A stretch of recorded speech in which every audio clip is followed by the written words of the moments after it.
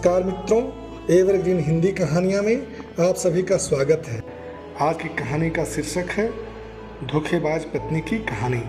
यह कहानी बहुत पुराने ज़माने की है। एक प्रदेश में एक व्यापारी ने प्रेम विवाह किया। हालांकि तब प्रेम विवाह करना कोई छोटी या आम बात नहीं थी, लेकिन फिर भी व्यापारी और उसकी प्रेमिका, जो अब उसकी धर्मपत्नी बन चुकी थी, उसका सच्चा प्रेम देखकर लोगों ने उन्हें स्वीकार कर लिया और जो लोग उनके प्यार की मिसाल देने लगे थे, वे दोनों भी अपने प्यार से भरी नए संसार में काफ़ी खुश थे। लोग ये देखकर हैरान रह जाते कि उन दोनों में कभी भी किसी बात को लेकर कभी झगड़े नहीं होते। व्यापारी और उसकी पत्नी ने अपने प्यार की रोशनी सदा रोशन रहे, इसीलिए एक नियम बनाया था, जब तक दोनों साथ रहेंगे तब तक उनके घर की मशाल जलती रहेगी। उन दिनों लोग रात की छतों पर मशाल जलाया करते थे ताकि घर आंगन में उजाला रहे और सोने के समय उन्हें बुझा देते। रात होते ही पूरे प्रदेश में अंधेरा हो जाता, लेकिन एकमात्र इस व्यापारी का घर ही रोशनी से जगमगाता। इस प्रदेश का राजा एक बड़े से महल में रहता। हर रात को सोने से पहले वो अपनी रानी के साथ महल के छत पर जाकर आसमान के नज़ारे देखता था। एक बार जब राजा अपनी रानी के साथ छत पर चांद सितारे देख रहा था, तब दोनों की नज़र व्यापारी के जगमगाते घर पर पड़ी। राजा और रानी दोनों ही उसके बारे में चर्चा करने लगे। राजा ने कहा, इस प्रेमी जोड़े में पति समझदार है, इसीलिए उनका साथ अच्छे से चल रहा है। रानी राजा से सहमत नहीं थी। रानी का कहना था, जरूर पत्नी ही ज़्यादा समझदार होगी और वह पति के और उनके घर वालों की गलतियों को नज़रअंदाज कर देती होगी। इसके बिना उनके परिवार का इतना अच्छे से चलना संभव नहीं है। राजा रानी की चर्चा बहस में और बाद में झगड़े में बदल गई। अंत में राजा ने कहा कि हम क्यों झगड़ा करें, एक काम करते हैं, उनकी परीक्षा लेते हैं और देखते हैं कौन ज़्यादा समझदार है। रानी को भी यह सुझाव पसंद आया। राजा ने उनकी परीक्षा लेने के लिए योजना रानी को बताई। अगले दिन योजना के मुताबिक रानी ने व्यापारी के घर एक स्त्री को भेजा। वह स्त्री व्यापारी के पास गई और उससे बोली, मैं तुम्हारे लिए रानी का एक संदेश लेकर आई हूँ। वह स्त्री संकोच करते हुए व्यापारी से बोली कि रानी को तुम बहुत पसंद आ गए हो।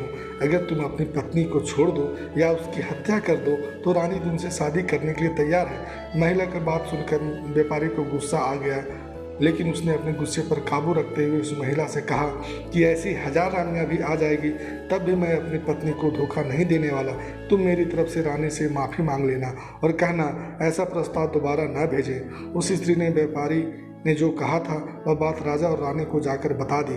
व्यापारी को ऐसा जवाब सुनकर राजा खुश हो गया, क्योंकि राजा जैसा सोचता था व्यापारी उतना ही समझदार निकला। अब व्यापारी की पत्नी की परीक्षा की बारी थी। राजा ने एक आदमी को उसके पास भेजा। आदमी ने व्यापारी की पत्नी से कहा, राजा को तुम पसंद आ गई हो। अगर तुम अपने पति को मार देती हो तो वो तुम्हें उनकी रानी बना लेंगे।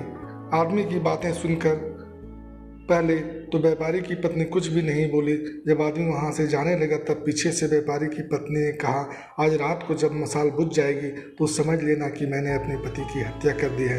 राजा के आदमी ने इस घटना का वर्णन राजा और रानी के सामने जाकर किया। राजा को व्यापारी की पत्नी पर काफ़ी गुस्सा आया, लेकिन रानी ने राजा से कहा कि वह सिर्फ ऐसा कर सकती है, कर नहीं सकती। आखिर वह उसकी पत्नी है और प्रेमिका भी। राजा ने तय किया कि व्यापारी को खतरे में नहीं डालना चाहिए, इसीलिए राजा ने अपने कुछ सिपाहियों को आदेश देकर उसके घर के पास खड़ा रहने के लिए कहा। राजा ने उनको समझाया कि जैसे ही व्यापारी के घर मशाल बुझे तो तुरंत उसके घर में घुस जाना और व्यापारी को बचा लेना। रात होते ही राजा और रानी अपने महल के छत पर आकर व्यापारी के घर की तरफ देखने लगे। आधी रात हो गई लेकिन कुछ भी नहीं हुआ। रानी राजा से कहने लगी, देखा, मैं कहती थी ना कि वो सिर्फ यह कर सकती है, ऐसा कर नहीं सकती। रानी ने यह शब्द कह ही रहे थे कि राजा ने देखा कि व्यापारी के घर की मशाल बुझ चुकी है। राजा को व्यापारी की चिंता होने लगी। थोड़ी देर बाद राजा के वह सिपाही जो व्यापारी की सुरक्षा के लिए वहां खड़े थे राजा के पास आए और उन्होंने राजा को व्यापारी की मौत की खबर सुनाया। राजा ने कहा, तुम्हारे होते हुए व्यापारी कैसे मर सकता है। सिपाहियों ने कहा कि उनकी पत्नी ने दिन में ही जहर दे दिया था और रात को पति के मरने के बाद उसके घर की मशाल बुझाई, इसीलिए हम कुछ भी नहीं कर पाए। राजा को इस घटना से न सिर्फ व्यापारी की पत्नी से बल्कि औरत जात से ही नफरत हो गया। व्यापारी की पत्नी की बेवफाई के विचार उसे पूरी रात आते रहे। राजा उस रात एक भी मिनट सो नहीं पाया। राजा को इस बात का काफ़ी पश्चाताप हुआ कि उसकी वजह से व्यापारी को अपनी जान गंवानी पड़ी। सुबह राजा ने अपने एक मंत्री को बुलाया, उसे आदेश दिया कि मैं शिकार करने जा रहा हूँ, जब तक मैं लौटूंगा इस प्रदेश की सभी महिलाओं को गला काटकर मार देना। राजा का ऐसा आदेश सुनकर मंत्री ने राजा को काफ़ी समझाने की कोशिश की, लेकिन राजा उसकी एक भी बात सुनने के लिए तैयार नहीं था और राजा ने उसे धमकी दी, अगर तुमने यह काम पूरा नहीं किया तो सबसे पहले मैं तुम्हें ही मौत की सज़ा दे दूंगा। राजा के शिकार पर जाने के बाद मंत्री काफ़ी चिंता में डूब गया। जब मंत्री को कुछ भी नहीं समझ आ रहा था तो मंत्री सीधे अपने पिता के घर गया, जो पहले राजा के पिता का मंत्री रह चुका था और काफ़ी समझदार भी था। मंत्री ने अपने पिता को सारी बातें बताई। सुनने के बाद उसके पिता ने उसे कहा कि सबसे पहले तुम कहीं पर छुप जाओ, क्योंकि राजा जब लौटेगा और देखेगा तुमने उसका हुक्म नहीं माना है तो वह तुम्हें सजा देगा। मैं देखता हूँ, किसी तरह राजा को समझाता हूँ। रात को जब राजा लौटा और उसने देखा कि उसके प्रदेश में सभी महिलाएं पहले की तरह ही अपना काम कर रही हैं, उसे मंत्री पर बहुत गुस्सा आया। हर जगह तलाश करने के बाद जब मंत्री नहीं मिला तो राजा सीधे मंत्री के पिता के घर पहुंचा। राजा ने मंत्री के पिता से मंत्री के बारे में पूछा। मंत्री के पिता ने राजा को शांत करने के लिए पानी दिया, बैठने के लिए कहा और बाद में राजा से पूछा कि आप क्यों सभी महिलाओं को मारना चाहते हैं। राजा ने व्यापारी वाली पूरी कहानी मंत्री के पिता को बताई।